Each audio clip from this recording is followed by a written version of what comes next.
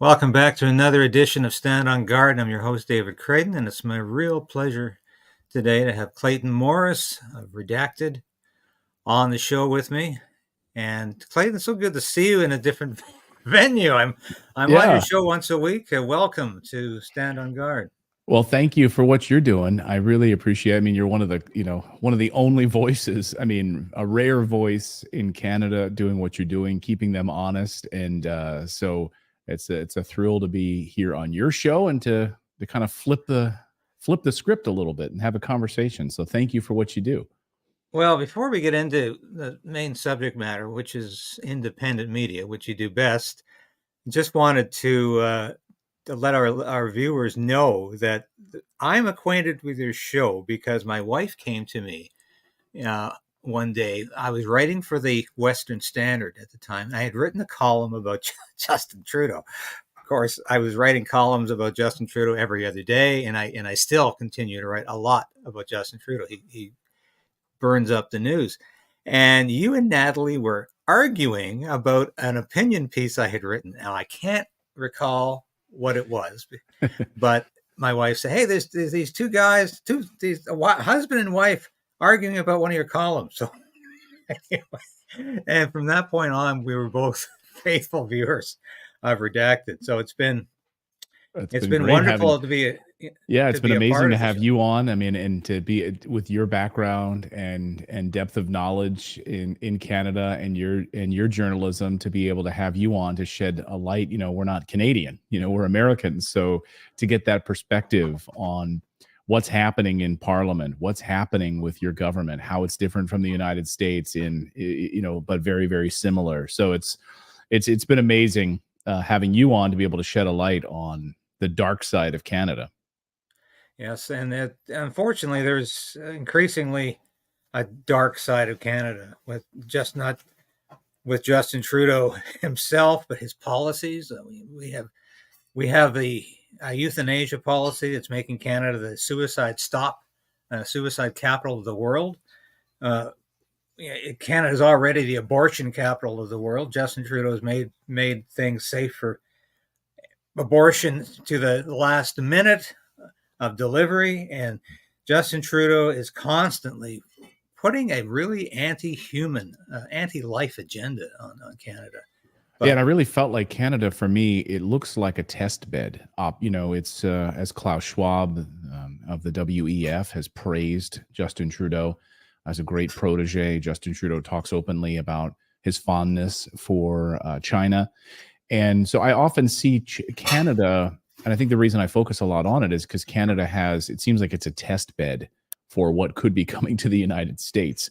The euthanasia program, extending that to people with anxiety and depression or mental illness. The What's happening with housing in Canada, this new Toronto rain tax. Like I guarantee you, we're going to see this rain tax in the United States sooner or later, based on the amount of flat land you have on your property, how much you'll be paying in taxes because it rains on your property. Like these are the kinds of crazy things that seem to come out of Canada that I know are going to trickle into the United States, and vice versa. We send a lot of crazy your way as well. well, you were talking about housing, and just the other day, Justin Trudeau has now introduced a renters' bill of rights. Sounds like a nice concept, but like everything with Trudeau, it's pretty bad in terms of what it's going to mean. And really, it's going to put people out of the renting business because it's going to prevent renovations. And I heard the deputy prime minister, who everybody in this country has really learned to loathe, Chrystia Freeland, talk about this concept. And she said, and it's going to mean an end to renovations. And I thought, did I hear that correctly? Renter people who own properties can no longer renovate. Yes, that's what it means. Oh my Because gosh. renovations mean sometimes people have to leave the property or they can't rent the property when they want to. So therefore, if I owned a property, I'd say I don't think I'm going to put it on the rental market because I won't be able to renovate my property at any time. The state is now got its fingers on rental properties. So how's that going to go? Well, it didn't work too well in the Soviet Union. No, Had and it hasn't 16 worked. people in an apartment. Right. And it hasn't worked well in the United States. I mean, government housing projects have been synonymous with crime. It's been a disaster in the United States. The government moved away from it. You know, Ronald Reagan famously said one of his famous statements that, you know, you should always beware when when someone from the government says I'm from the government and I'm here to help. That's Right. right. And that extends to housing. The government projects for housing have been a disaster. And so they move towards the private sector. And I know in parts of Philadelphia, there have been a shift from some of these housing projects into private. And they transform a neighborhood. They look completely different than these giant block high rises. They've turned them into townhomes, and you know, it's made it a more beautiful area in some regards. I mean, it's still a disaster. The United States has a housing crisis in the United States. We still need like 3 million homes, and if there is no incentive to build, then what you're going to do is have the government step in and start to do this, and we slip right back into this disaster zone. And that seems to be what Canada is doing. Last week, you had AOC and Bernie Sanders roll out their Green New Deal for housing, which is a return basically to government projects again. And she had her cavalcade of people surrounding her, praising this whole thing. And that's just to read the comments on her announcement video on this, and Bernie Sanders' announcement video. It's people that just don't understand where we're going to return to this disaster. And so I think Canada's setting itself up for the same thing. Yeah, I have to agree. And before I forget, because we could go on about policies forever. Wanted to get your opinion on Candace Owens leaving the Daily Wire. Now, we're not sure yet. Nobody's actually said whether she was fired, she was dismissed, whether she left because she couldn't stand the abuse anymore. But there is definitely a bifurcation there between Candace Owens, who I really admire as a pundit, as a conservative. I think she's an incredibly intelligent woman. And I think she was incredibly courageous to go out and criticize Israel, because I'm an evangelical Christian. I've always stood by Israel, and I've always fought anti-Semitism. I've debated Holocaust deniers. But I have come out publicly and said, I don't agree with Israel right now with what they're doing in Gaza. And I think Candace Owens had the guts to say that. And she took nothing but abuse from the Daily Wire, this Rabbi Shmuley. She had to endure abuse from this man for hours, calling her everything nasty, even saying she was a Hitler admirer. And I just thought it was outrageous. But do you think she represents a transition that's going on right now between the so-called new media, which the Daily Wire is, which I used to work for the Daily Caller? That's new media as well. It's internet-based.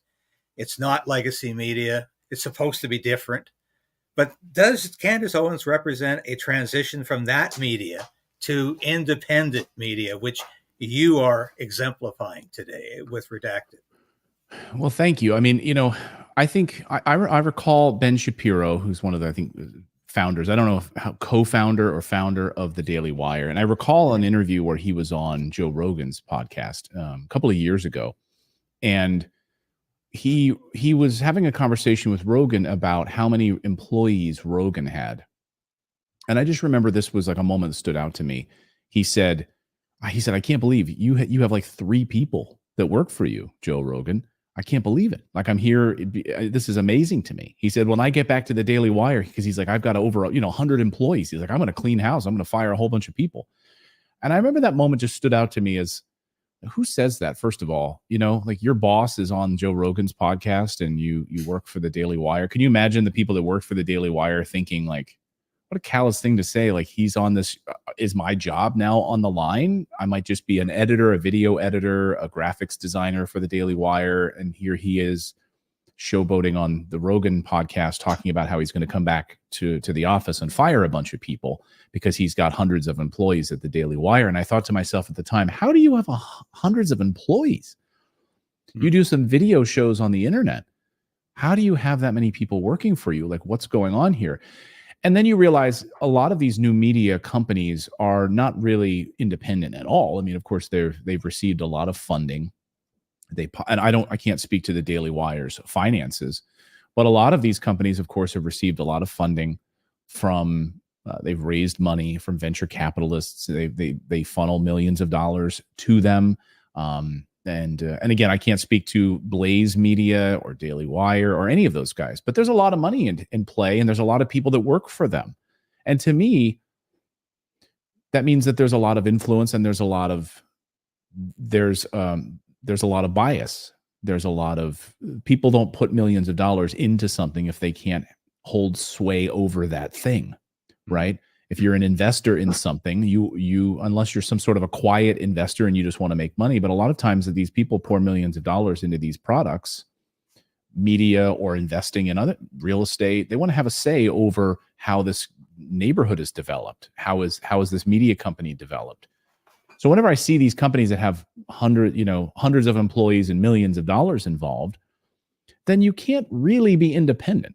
Right. I mean, I think Noam Chomsky made that point years ago, regardless of how you feel about Noam Chomsky. He made that point years ago that if you work for a company like that, it doesn't matter if you think you're independent, you're running up against rails, you're running up against bumpers. And it's the same thing to watch legacy media today, watch MSNBC or Fox News or any of these programs. They have a few select topics that they do on a regular basis. They'll do, Biden's an idiot. Biden fell down again. Biden can't speak straight.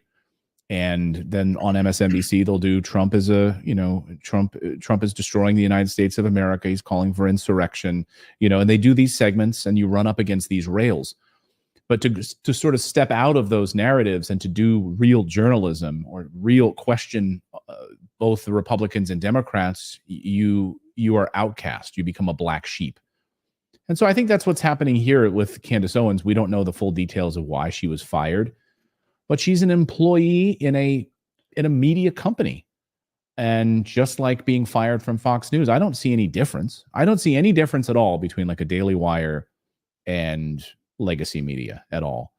We've got just Natalie and I are the only employees of our company. And then we have 3 people that work for us as producers that help with our graphics and with our back end production. You hear some of them on our show, Philip and David and Grim, Derek, who's a US veteran, combat veteran who does all of our graphics. And that's it. That's who works for us. And so we don't take money. I think the moment that like large sums of money come into play, that's when it goes downhill. When you've got millions of dollars that flow in from these different sources, that's when I think you go from being independent to being just like everyone else. I think money is the corrupting force here in all of this. Well, I don't see any difference between what happened to Candace Owens and what happened to Rona McDaniel at MSNBC and NBC, because here you have the president of NBC News saying, yes, my talent is right. My stars are right. I shouldn't have hired this woman because she's a Republican. and she supported Donald Trump. She's a MAGA Republican. We can't have her on the station. And I think you made this observation the other night on Redacted. Like, is this freedom of speech? I mean, this is the same station that supported the Russia collusion hoax for over 2 years. This is the same station that said Donald Trump should not have won the 2016 election because the election was rigged. And here they are, their talent, their personalities are saying we can't have this woman on the air because she supports a president who said the 2020 election was rigged, that he should have won. And that's anti-democracy. That's anti-basic freedom. And I'm just saying this is just rank hypocrisy to be saying this. And I think you're right. I think you're right. There's no difference. I really don't. Here's someone who has an opinion, political opinion, worked with Donald Trump, and you can't have this person on your air to offer a different opinion instead of just yelling into an echo chamber. So yeah, it's ironic too, because Rona McDaniel isn't even popular with conservatives, small state conservatives, because Right.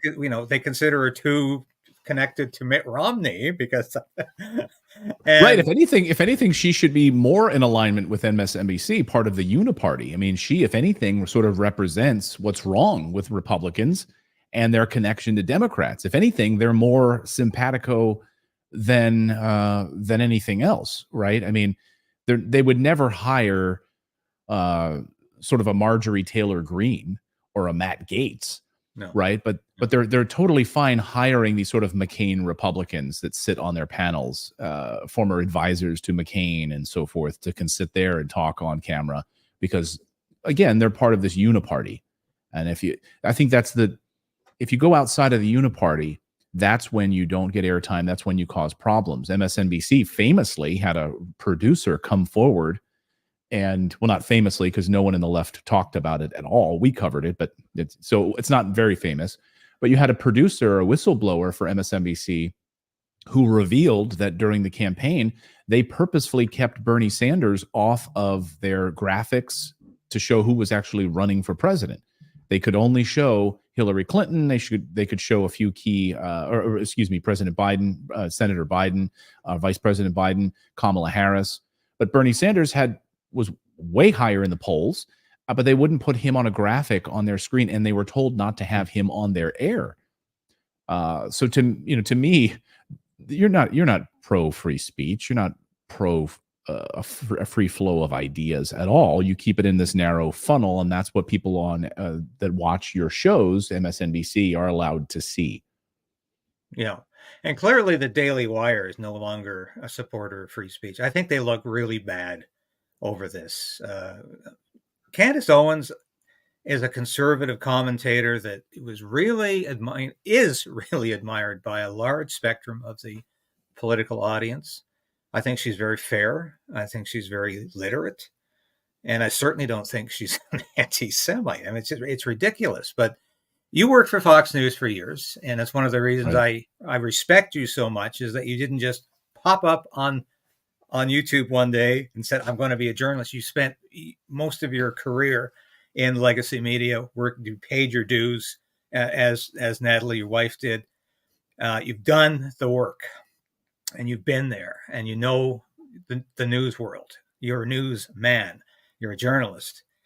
And you know Tucker Carlson. I think Tucker Carlson really is perhaps emblematic of what new media or what independent media can be. And it's unclear to me right now whether he's new media or he's independent media, because it's the Tucker Carlson network, yet it's a network of one person. So I think he's probably struggling right now, whether he wants to be a solo attraction or whether he wants to truly be a network. But I remember the night when he, I suppose, became the Tucker Carlson we know today, because I was working for the Daily Caller at the time, which of course Tucker Carlson founded with Neil Patel. And we used to watch Tucker Carlson every night on Neil's orders to see what is Tucker going to say tonight. And that was the night he went off script. It was like he started talking about things that Fox News didn't want to talk about. He started talking about the riots in the streets, Black Lives Matter.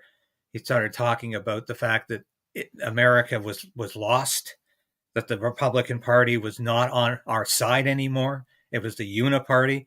And we were all watching on our computers. And it's like our collective jaw dropped. And we realized Tucker was going rogue, essentially. Right. And it was no surprise that he was fired eventually from Fox News for me, because he talked too much about the uniparty. He talked too much about Ukraine. He talked too much about things that you're not supposed to talk about on Fox News because it censors its people, just like CNN does. Do you think that what you're doing as an independent journalist, and you're not tethered by sponsors who can cut your show? You're not, big pharma is not propping you up like they are Fox News. I mean, every second commercial on Fox News for pharmaceuticals. you're not being subsidized by the establishment. Do you feel free to say and do what you want as an independent journalist? Yeah, I would say mostly. So overall, like, we have a few sponsors on our show, like a pet food company, like Nom Nom. Like they're Yeah. not calling me up saying, you can't talk about you got to eat tofu for your dogs. Like no one. And by the way, they would never be a sponsor on my show if they asked me to say something or not say something. So the few sponsors that we have on our show help subsidize the show a little bit, and then the rest of it comes from from memberships. So people that join our like Redacted Plus club for like $5 a month, and so that helps. But we don't have millions of dollars flowing in. We're not a Daily Wire. We're not getting money from legacy media in the way that I would walk through the Fox News studios and like these gleaming floors with these multi-million-dollar cameras and the lights and all of it. The studios are unbelievable. When I worked at Fox and Friends with Tucker years ago, they were in the process of like rebuilding the studio across in a new studio, and it was like we're going to move the whole Fox and Friends studio from this one building to another.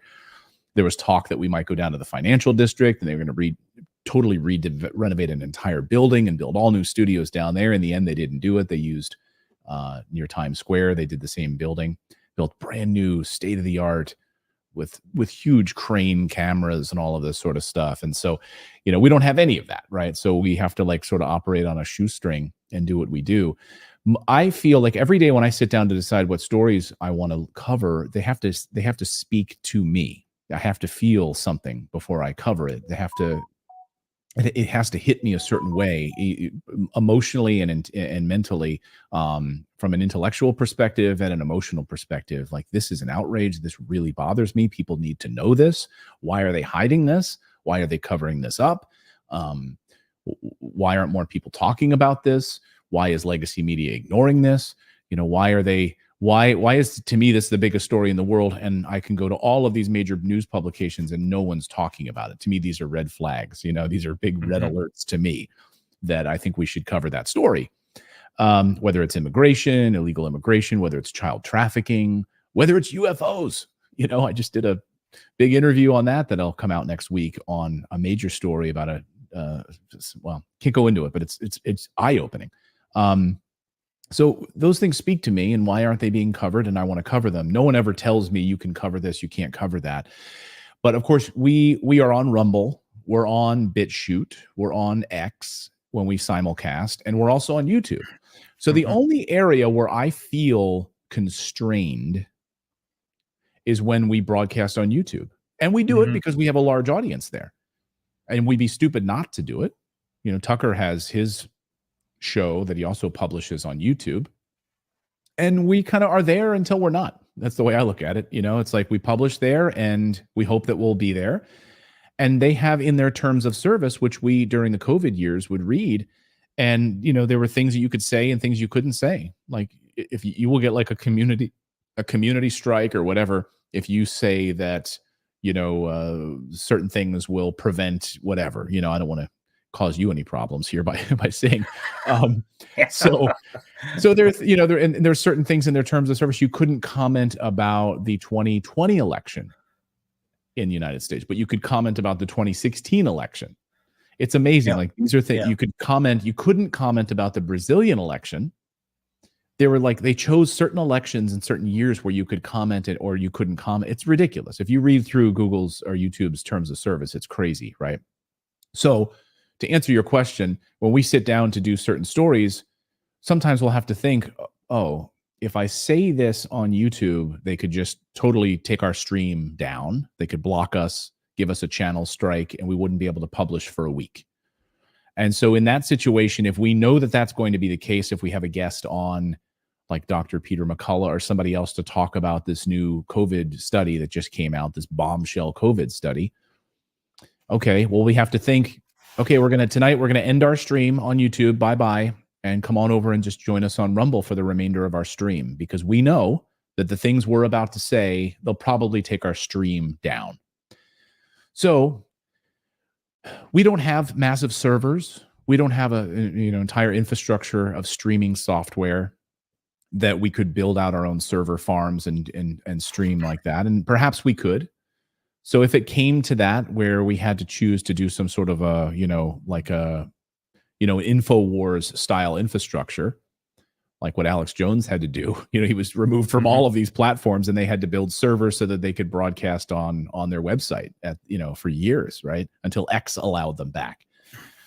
I hope it doesn't ever come to that, but we're sort of at the mercy. So to answer your question, are we independent? Yeah, I like to think no one influences what we say. And if we want to do something that is in a violation of like YouTube's terms of service, whatever whims they decide this week is against their terms of service, then we decide, okay, this story we know they don't like.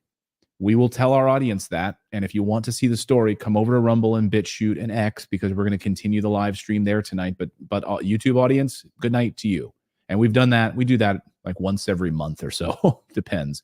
But for the most part, we do the stories we want. We don't have any problems. And on our channel lately, I mean, what have we been covering? We cover Ukraine.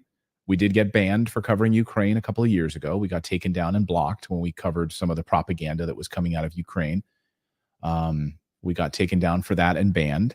We've been banned multiple times, mostly of big pharma stories. Those are the ones that mostly get us banned and blocked, is big pharma stories. But everything else, we've not really had a problem. Occasionally we get demonetized, like when we cover child trafficking, when we cover Israel, we get demonetized sometimes. They downrank our videos when we cover Julian Assange. But this, I think, is the problem. This is where we're at right now with independent media. These big tech companies just kind of run the show, and we do what we can. Yeah. I've been demonetized for talking about Ukraine. Yep. And I can't say carbon. If I say carbon tax in my title, I can say it on the air, but if I put that in my title, it gets demonetized. In Canada. So they'll block it in Canada. Yeah. So when I'm talking about Trudeau's carbon tax, which of course is a major platform for the Conservative Party to axe the carbon tax, I can't say carbon tax in the title. I have to say axe the tax or the tax. If I say carbon tax, I'm asking for demonetization, and it's insane, of course, because that's what it is. It's a carbon tax, and Trudeau calls it a carbon tax. When we would put Sorry. I was going to say, when we put Jeffrey Epstein in the title, or Ghislaine Maxwell over the years, no, we would get immediately demonetized and blocked on YouTube for putting those in the title, even if the content of the video was just about her court appearance. It didn't matter. It was automatically demonetized and downranked. Yes. I think, though, you're talking about, the millions of dollars that Fox News and CNN, God knows where they're getting millions of dollars, because nobody's watching CNN. But you talk about all of the money they put into their infrastructure. But really, when you're talking about news, I think it comes down to believability. Do you believe these people on the air that are telling you the news, that are talking about the news? Walter Cronkite used to be called Mr. Believability. And I'm old enough to remember Walter Cronkite. And when he decided the Vietnam War was over, and he went on the air and said, "I'm sorry, folks, I'm not buying it anymore. I don't believe the government lies anymore." It's like support for the Vietnam War collapsed overnight because Walter Cronkite no longer believed in the war. I don't think that could happen today with mainstream media, because nobody believes these people. Right. I don't even believe Sean Hannity anymore. I used to be a huge fan of Sean Hannity, but he just reads the talking points now. I don't, God help us. I know Joy Reid is a pathological liar, and everybody on MSNBC are just reading the script. Yeah. But I was at a Conservative Party event on the weekend, and it was called Axe the Tax, Spike the Hike, about Trudeau's carbon tax. And I kid you not, 25 people came up to me while I was trying to get some video and do some interviews at this event, and said, "Hey, you're David. We saw you on Redacted." That's great. And sometimes they saw me on my own show, but more often than not, "Hey, we see you on Redacted every week. Great job. We love that show." That's so great. And I thought, this is because Clayton and Natalie are believable. Because when you put Redacted on, and I watch it live every day, the way I used to watch Tucker's show live. I watch your show live every day because I like the sense of watching it unfold in real time. Right. And so many people tell me that too. They watch it live because it's the news. We're watching the news. And it's like we felt like we lost the news. We didn't believe these people anymore. They were just reading the script, reading talking points, reading the government news release. But when we put on Redacted or your show, sometimes they'll say that, we feel like you're believable and you're telling us the truth. And it was so nice to hear that, because that to me is why I am doing independent media and why I value every minute I'm on your show. It's because people out there are listening and they really do think that we are trying to deliver the news in an objective way, the way the mainstream media has long forgotten. So I hope that gives you some confidence to continue. Well, thank you. And I thanks to the many people that came up to you at that event. That's so touching. And I'm always blessed when I am at an airport or some other, I was in Dubai and I was in an Apple store in Dubai and people just came up and said they love Redacted. And I just was blown away by this, and it's always I'm in, at Gatwick Airport in London and people come up, or Heathrow Airport and people come up, employees that work there and say hello. And so I'm always touched by it. And I'm always flattered and humbled by it. And when it, of course, it used to happen when I worked at Fox News and I would travel around or I'd walk through Times Square and people say, "Well, I love you on Fox and Friends," et cetera. And that was always so humbling. This is a whole other level for me because now I don't have the shield and the sort of protection of like Fox News. A lot of people who have found Redacted or watched Redacted never knew that I even worked on that show. So to me, it's a blessing that the people that watch our show probably have no history or idea, where I've come from before, maybe some do, but most of them don't. And to me, that's really amazing. And I think I came at this show with the idea that I wanted to create something similar to the community that you would create with a show that you could count on every morning at 6 a.m., Fox and Friends. So I said, if let's keep a select time every day. I have a long history of 30 years of doing live television on TV, or 25 years, whatever, live TV. Can we do it? Let's just do it every day live and bring everyone together at that same time at 4 p.m. Eastern time and to do that show. And that's sort of the time that we settled on because our kids in school and, like when we could do the show that made sense, And I love that live element to it. So that's been great. And I love seeing all the people I ask usually when we're live, where are you joining us from? And it's amazing to see in the comments, I'm joining you from Serbia, Zimbabwe, Canada, United States. And it's just all over the world. And I'm just sort of blown away by people seeking the truth. And yeah, I will say I come at the show from a truth perspective. I don't have an objective other than I'm, vehemently anti-war. And so that is a really strong bias of mine. I really am anti-war, and I'm also anti-government hypocrisy. So when they're lying to us, I feel sort of compelled to want to cover that angle. Even if people don't like it at first, people didn't like earlier in the last week when we were covering this Baltimore bridge collapse story. There were some people that in the chat were like, "Oh, this is a conspiracy theory." And we say on our show, there are no such thing as conspiracy theories. They're just spoiler alerts for 6 months from now, right? Mm-hmm. And I said, look, I started off by saying, I wanted to believe this was an accident. This is an accident. President Biden came out first thing in the morning and said, this was nothing to see here. It's an accident. We've already investigated it and nothing to see here. We're going to rebuild this port and I'm going to fly to North Carolina this afternoon and bye-bye everyone. And that's it. But then you start digging into the story and a lot of things don't start adding up. So I come at it from that perspective. I have no agenda. I want to believe that this is an accident. I mean, there's bridge accidents all the time across the United States. There's train derailments all the time across the United States. I don't cover all of them. Mm-hmm. So this one, to me, something smelled bad immediately and started looking into it. And there's an enormous amount of inconsistencies. How do you have an investigation completed before the NTSB is even on board the ship. How do you know? The NTSB didn't get on board the ship for 2 days. And there's 2 minutes of missing audio footage, or 2 missing black box footage from the video recorder of the 2 minutes where the crash happened. There's so many things that don't add up on this story. And it's funny how the week enveloped, and more people, like people who were sort of critical of us on Monday, by Tuesday and Wednesday, they're like, wow, okay, all right, now I see it. Now I see it. So sometimes, we have to go against the grain, and we do stories on our show that piss people off, kind of pushes their, they might want to put on it. They might want to say, oh, Clayton, you're just wearing a tinfoil hat. But then by Wednesday, their eyes are opened, and now they're questioning some things. So sometimes you have to go against the grain sometimes, and I'm okay with that. I'm okay pissing people off. Yeah, you are.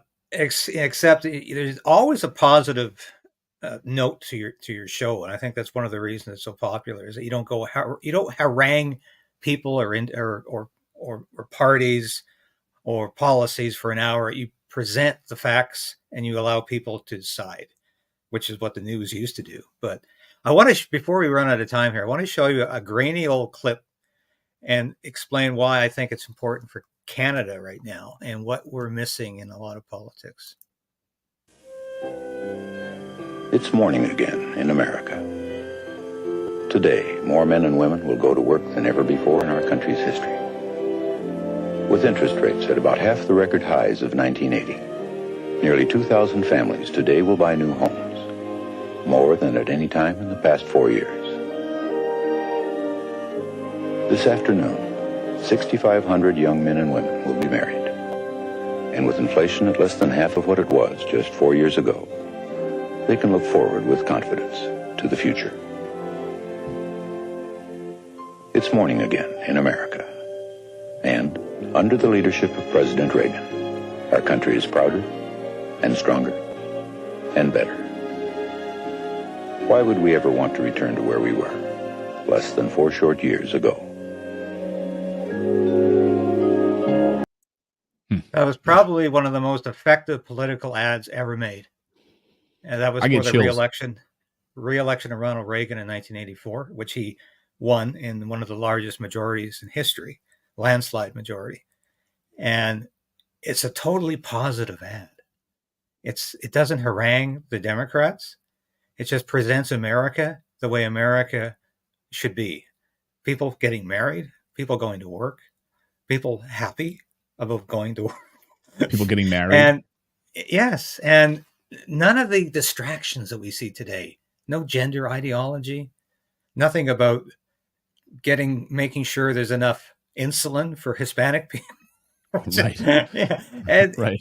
It's all about just being American. And I heard Pierre Poilievre the other day at his Axe the Tax rally talk like this. I don't know if he's even aware of this ad. He's a relatively young man. I'm just old enough to remember this ad myself. And he was talking in those terms about, can you remember a Canada where you were proud to go to work, where you were proud to be a Canadian, where you remember a Canada that served honorably in the Second World War, in the First World War? That was a Canada to be proud of. Do you remember that Canada where you weren't paying 2/3 of your income in taxes? Do you remember that Canada? And I thought of this ad, and I remembered how Ronald Reagan used to talk and how he inspired not just small C conservatives and libertarians, but he inspired everybody by saying, you should be proud to be an American. You should be proud of your country because it's a great country and we do great things. And we don't obsess about these little things over here. And that's what America under Joe Biden is doing. That's what Canada under Justin Trudeau is doing. It's obsessing about horrible little details. And people are no longer proud to be American or Canadian.